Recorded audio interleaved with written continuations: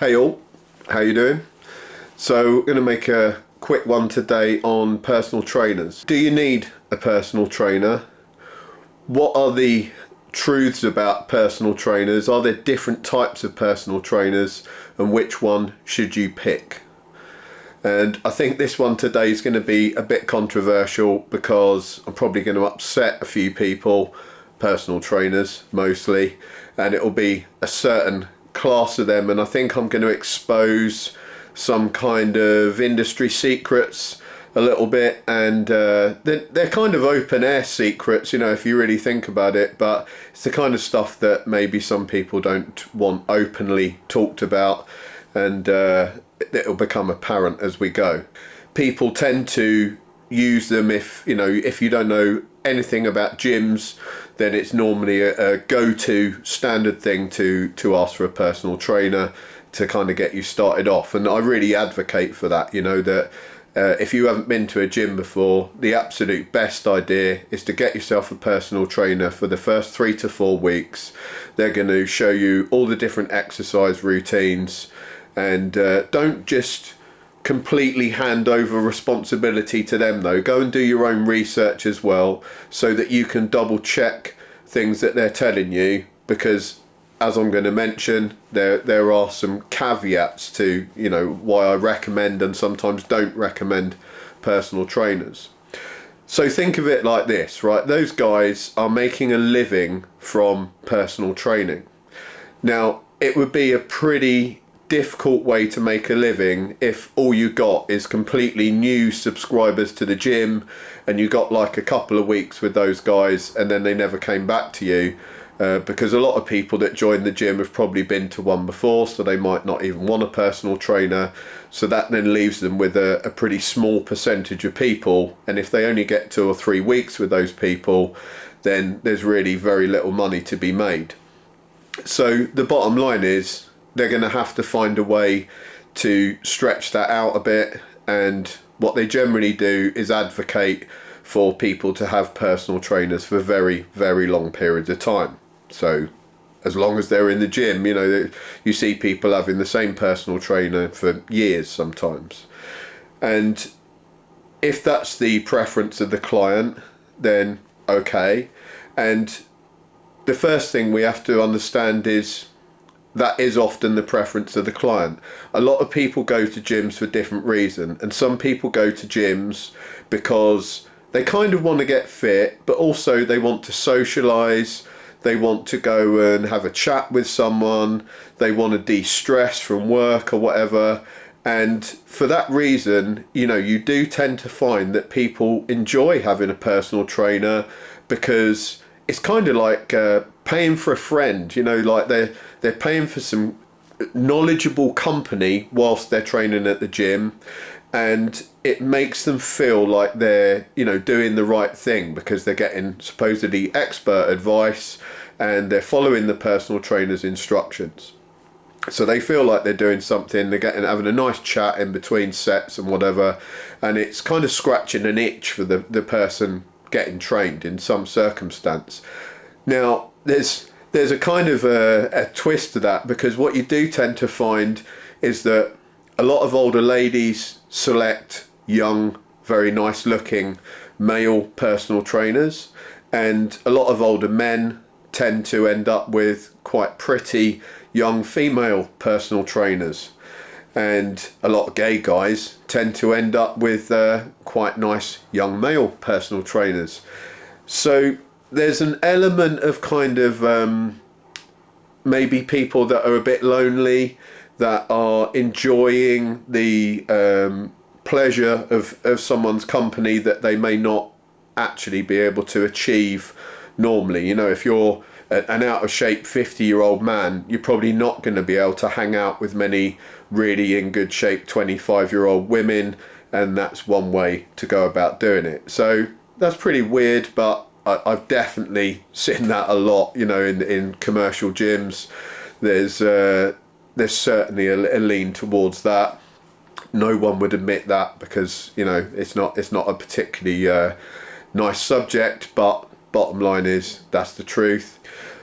My issue kind of comes when you've got someone who's quite naive. They may not need company, but the personal trainers, a bit like any salesman, you know, you get personal trainers that will kind of hard sell themselves and make it sound like you absolutely need to have them, that you're not going to get results if you don't. And a lot of them are going to pitch the type of training that keeps the client coming back. Now, that isn't necessarily the type of training that actually works. So I'm not a personal trainer, I've got no horse in this game, and the reason I'm making this video is because a few people have left comments or sent me messages about, well, this personal trainer said that, and I spoke to another one who said this, and they said do a really light full body workout every day and whatever. There's reasons why those guys will say that, these personal trainers, because their main aim is to keep you coming back and keep you paying them money a lot of the time. There are some decent ones out there, and we'll get to that, but a lot of trainers in personal gyms, that's their main goal, because they have to pay the rent. So how are they going to do that? Well, what they're not going to do is when you go in there and you're maybe, you know, you feel that you have to go to the gym, it's good for your health, but you know, it's not something you're really passionate about, you're not doing it for like a competitive reason, and you go down there and you think, well, I better do this exercise, and then they put you through some rigorous exercise that's really going to work well, right? That's going to build lean mass, and they get you like doing sets to failure, and the next day you actually feel, you know, like you're battered and you've really had a hard session. Guess what? Those people are not going to come back to the gym, and they're not going to pay that personal trainer again. And I've done it like for free for people, you know, I've had friends and family and colleagues and stuff, oh, take me down the gym, you know, I want to get in shape. And I don't mess around, you know, if people want to come down the gym, fine, I go down the gym with them. We have a training session, they might last about a week, and then generally speaking, they're like, I'm not coming down the gym with you anymore because, you know, it's hard work and I was sweating and I ache and, you know, I just can't be bothered. So if I was a personal trainer, I'd be absolutely poor because I wouldn't retain any clients. Now, there's a caveat to that, that where you do find personal trainers that push that kind of hardcore training that actually really works well is if you get into professional sports, competitive athletes, and the world of like celebrities, Hollywood celebrities and stuff like that. So what kind of personal trainers are those guys getting? They're not going to be getting the sort of personal trainer that's all, oh, stand on a balance ball and wobble about doing like 5 kilo weights for half an hour. These guys, the professionals, want something that works, because an actor has to get himself in shape in like 3 months for a movie. He hasn't got time to mess around. He's not going there for anything other than to get in the best shape he can possibly get in. Same with professional athletes. They want to get into amazing shape so they can win at their chosen sport. They want the value for money for them in the personal trainer is the results, right? So those high-end personal trainers are all about, you know, getting stuff done. They're going to get their client, give them like a really hard workout. Same in the fight training world, you know, you get PT type guys that are doing like teaching fight training and stuff. You will leave after a session with them feeling like you've been absolutely rinsed, because that's their job, and they know that you're going to keep coming back, because almost the harder it is, the more you're thinking, yeah, this guy's really, you know, doing the business, he's getting me in good shape. But that isn't generally the case in commercial gyms. They're going to lose clients if they do that. So they've got to tune the training that they advocate to keep the client coming back in. And the easiest way to do that, you know, there's the classics like, oh, we'll be working on core, you know, and you got these people like balancing on board things with like wobbling about with really light weights, and you see they're doing weights like this, like there's hardly any effort involved. Oh, you've done 10, you know, stop now, have a breather, have a little drink. Oh, did you watch EastEnders last night? We've all seen that kind of behaviour in commercial gyms, and they seem to have a great little time and a few nice chats and a bit of a giggle. That person comes back again the next day and the next day, you know, and however many times they meet their personal trainer a week or a month, because it's fun, it's not too difficult. They feel psychologically like they're actually getting some sort of result or benefit out of it, even if they don't get any really noticeable bodily benefits out of it. They feel like they're doing the right thing. That's a shame, because actually those people could spend just as much time in the gym and come out of that having really aesthetically good results. You know, those guys could be building lean mass in that time and actually come out looking like the person that they want to look like. Or, you know, overweight people, it doesn't take 8 years to lose like 10 stone. You know, they could be losing that in a couple of years, and that is really it's kind of a pact. It's a bit like an Oedipus complex, you know, like the personal trainers kind of keeping them coming back on these sort of easy, no responsibility type workouts, and they're happy to go along with it, because man, who wants to do like really hard workouts? And as long as you feel like you're doing the right thing, then boxes being ticked, right? Then of course you've got your personal trainers online, and they're kind of different thing altogether, because they haven't got to attract clients, as it were. They've got to keep subscribers. So I kind of accidentally fall into this category, but it's the general way that they do that is kind of my I'm anti what these guys are generally doing. So if I'm a PT and I'm online and I want to attract a really big subscriber base, how would I go about doing that? Well, I wouldn't just tell them the basic facts, because there's a lot of that already out there, and the basic facts about how to grow muscle and how to lose body fat aren't particularly exciting. They're quite grueling, they take quite a lot of time, and they involve a lot of responsibility and grind at the end of the person actually doing it. So it's unlikely you're going to attract a huge following telling people that kind of thing. And unfortunately, that's me. That's the kind of thing I'm advocating. So thank you guys for watching, because you obviously are responsible enough to know, you know, that there is some personal stuff involved there. You've actually got to make some effort, and there aren't really any shortcuts involved. And it's actually got to a point now where the industry is so like saturated with all these like supposed quick fixes, and grow your arms in 10 minutes and lose all this body fat in a week and whatever. It's become so saturated with that now that people are kind of happy to hear the cold hard truth again, because that's become the thing that you don't often hear. So that's kind of worked in my benefit a little bit, because I wouldn't be happy selling out with some kind of nonsense crazy approach to training just to boost subscriber count. But it's enabled me to actually be quite honest and truthful about training and what works, and people are like, oh, this is refreshing. So, you know, you've got these guys out there that will say all kinds of crazy things just to be different. So there's like 1,000 different versions of an exercise routine that you can do, and they all exist for one reason and one reason only, is to propagate, you know, selling that routine, because they're all plays on pretty much the same thing.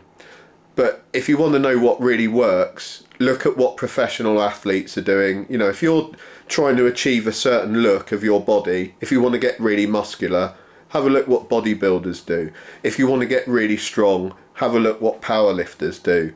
You know, if you want to get really athletic at a certain sport like rugby or whatever it is, have a look at what those guys are doing seriously in the gym, and then try and emulate that. And I guarantee that they won't be doing some wacky crazy thing that some dude online's come up with. They will be doing what has worked for many, many, many years and continues to work, because it's not groundbreaking, it's not rocket science. You know, there's nothing amazingly unusual about any of this stuff. It's been well known for years what works and what doesn't. And every time you see something that's really odd, or it seems to be a quick route to success in one of these fat loss or muscle gain scenarios, it's because someone's trying to make money out of it.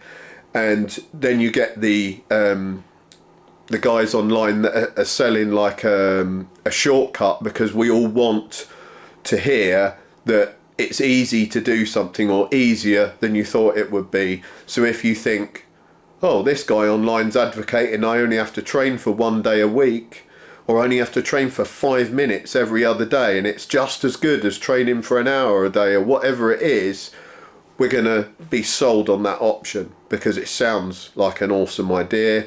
Same with diets. You get the same thing online. You get someone that says, look, you don't have to worry about a complex diet, a situation where you have to take personal responsibility and have any sort of understanding about a variety of good healthy foods. All you have to do is eat this one food group and that's it. Or all you have to do is eat like 2 of your favourite foods every day and that's fine. Or you can eat whatever you want, and if you follow my instructions in the gym, you can still eat what you want and you'll lose weight. They're all shortcuts that avoid responsibility, and we're hardwired to be very excited about those type of shortcuts. So that's an easy way to sell stuff. And all you got to do is tell a white lie. Like if I could use my training and physique pictures and I could put that up online and I could say to you guys, hey man, I eat pizza and chips every day, but if you train like me, you can lose X amount of stone. I went from a 40-inch waist to a 30-inch waist in a year. Okay, I did go from that waist size to that waist size, but it wasn't eating pizza and chips. And that's where you get these white lies that kind of slide in, that it's not a complete lie about their entire lifestyle, but they're slipping something like that in because it enables them to sell their philosophy to you. And the truth is that the real honest philosophy on how to lose weight and the honest philosophy on how to grow muscle is not exciting, it's not new, there's nothing really to sell there, and it's very hard to market that because it involves marketing people to take responsibility. Funnily enough, taking responsibility has actually become quite fashionable in probably the last 5 years with the rise of like your Jordan Petersons and those kind of characters. Is that strangely society seems to be doing a bit of a 180 in certainly in the Western cultures. I think we've gone so far towards being irresponsible and lazy that there's kind of a backlash to that, and now people are actually crying out for someone to sort of tell them the truth about it and say, look, get up off your bum, stop laying around on the sofa, stop looking for shortcuts, get out there and do some work, stop being a big baby about everything. And people kind of like that now, and not everyone, but there's certainly a growing crowd of people that are appreciative of the cold hard truth rather than the pretty honey-coated lies that used to be so popular. So that pretty much breaks down my opinions on personal trainers. They're not all bad, I'm not saying that. There's some really good ones out there that tend to stick within the sort of professional sporting world or like the celebrity world and stuff like that. Then you've got people that are legit good personal trainers, but they've still got to make some money, so they're going to look to stretch it out as much as possible. And I feel for those guys because they've picked a career that they have to kind of try and keep making money somehow, and that's going to be real difficult unless they work in like a mega busy gym or multiple gyms. But most of them, they're going to keep you coming back, and that's the whole deal behind it. Not dissimilar to like a Weight Watchers group or whatever, that those groups wouldn't last as businesses if they just gave you what you needed to know and 4 weeks later said, right, well there you go, we've extolled all our knowledge onto you now you take personal responsibility and go and do something about it. And then of course there's the fact, as we mentioned, that there are people that really want that kind of companionship and close relationship with someone, and they will happily pay for that to occur. And I got no issue with that at all. There's no foul on either part, that a personal trainer's there providing a service, providing their time and friendship, and there's a person happy to pay them for that. And if both parties are really happy, then fair play to them. I've got no issue with that at all. And that's where I see personal trainers as probably being a good thing in commercial gyms. Like I said, it's a controversial subject. I'm sure you got an opinion one way or the other. leave a comment down below. I respond to all the comments, so just let's be nice, keep it all civil, and we'll have a chat about it. Thanks guys, thanks for listening, and I'll see you all next time.